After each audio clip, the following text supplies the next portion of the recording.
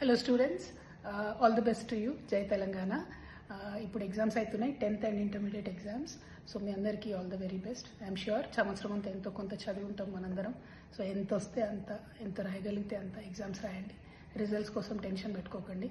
ఎందుకంటే అన్ఫార్చునేట్లీ వాళ్ళు పొద్దున్నే ఒక న్యూస్ చదివిన నేను, వేర్ పాపం ఒక అమ్మాయి, ఇంటర్మీడియట్ అమ్మాయి సూసైడ్ చేసుకుంది, ఎగ్జామ్స్ ఫేస్ చేయలేనేమో అన్న భయంతో.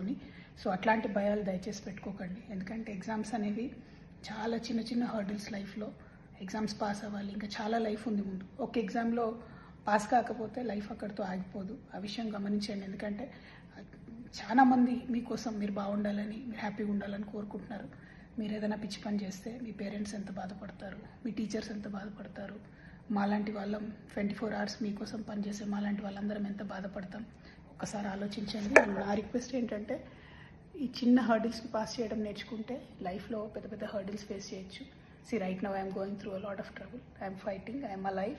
I am going to live. I am going to fight. So my request, please fight. Please, exams అనేవి చిన్న స్టెప్స్ లైఫ్లో.